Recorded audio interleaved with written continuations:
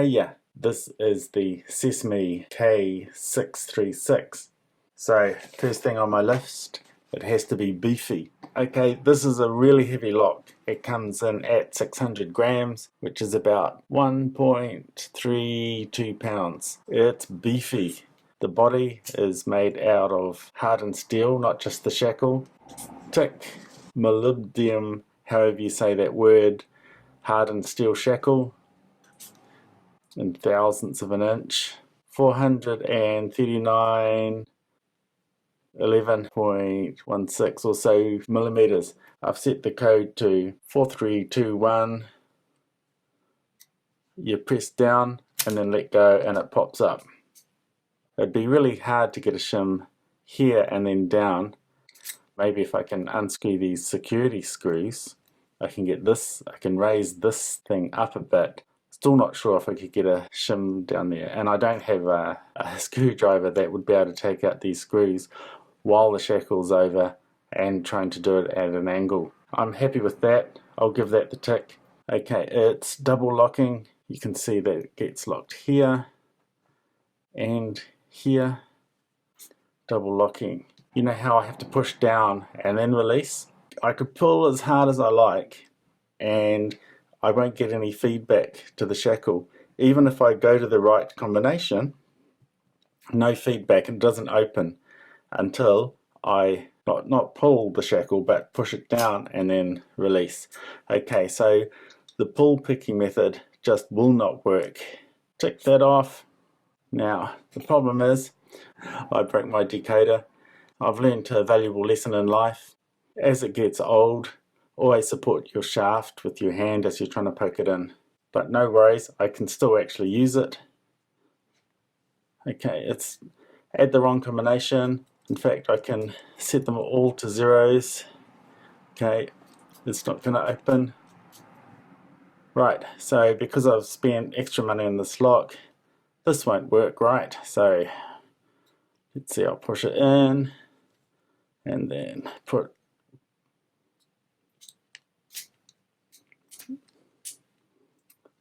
that is really disappointing.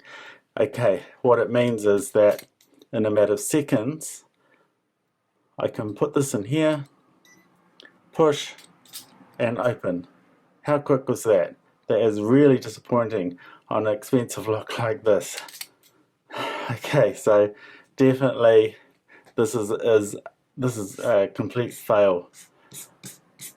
I don't expect many criminals will go around with something like this, but what I did, I asked my wife nicely for a hair clip, and I saw on someone else's video that this is able to be cut. This is what I did. I sort of cut it here, made the other side, cut it here. I just filed the end so it wasn't going to scratch me, and so I'm thinking I should be able to put it in. It's a little bit thicker than my decoding tool, so I'll see if I can put it in. And it still opens. Okay, so I don't need an expensive decoding tool or anything. I can just ask my wife nicely if I can chop up one of her hair clips and I can get in. Interestingly, it works when I probe this wheel. I can go either side of this wheel and open it up that way. I can't do any of the other wheels, and I don't know why the other wheels are shielded but this one's not. Another thing is to be able to decode your lock, not just bypass it, but decode it if you've forgotten the combination. What this lock has, it's actually got two wheels here, between the first and second, there's two inner wheels, and also between the third and fourth there are two wheels. And there are flat spots on the wheel, so it's as if the wheels are round, but they've got a flat spot. And when these flat spots are all lined up, then the lock can open because the lever is pressing on these flat spots and it can push down and open the locking mechanism. All we need to do is probe for these flat spots, and it's a little bit difficult because it's beneath this warding. This wheel has it here, this wheel has it here, so there are two under this warding. none under this one, and again 2 under this one. And so it's quite hard to get a tool. If we use this, there's no way we can sort of put it down that gap and then do a 90-degree turn, and it's really difficult. So what I did, I got that middle bit out of the hair clip. See how I've bent the end? Okay, so what I'm going to do, it's all on zeros. I'm not going to put it down the middle, but I've got more room to play with if I put it here. And I'm just going to sort of not put it straight, but a little bit of an angle, sort of not like this, but just a little bit of an angle as I'm wiggling it and trying to get it underneath that warding. And I can see that there's about 3 or 4 millimeters from the top of that gap there. I'll use this to move the wheel on to the next position. It's about the same. And if I go to the next position, 4, a little bit deeper.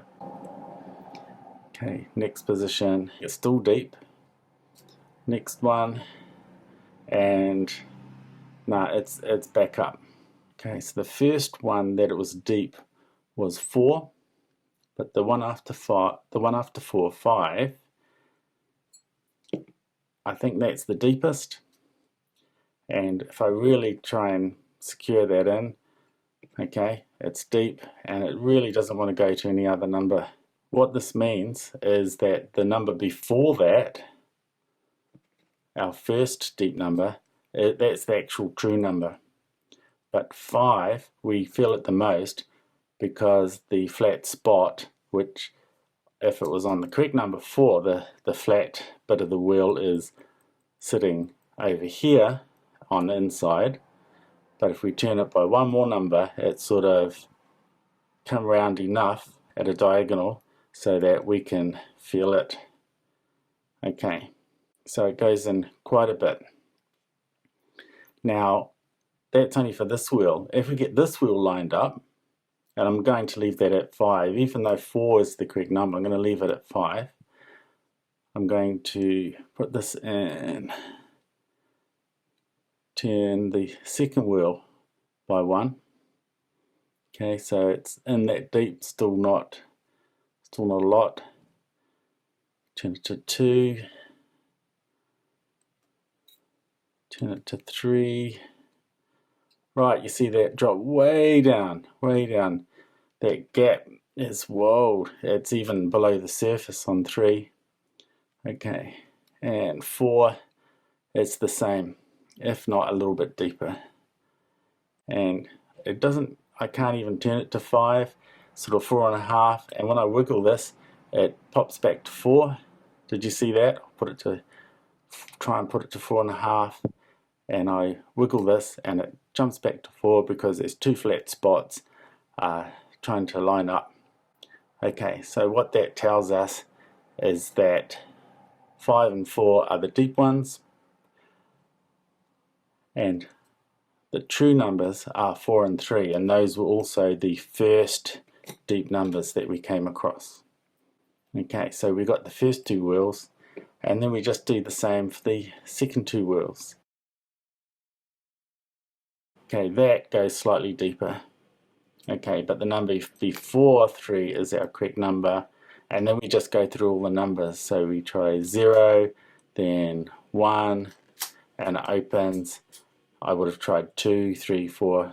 That means we're able to decode it as well. So that's another fail.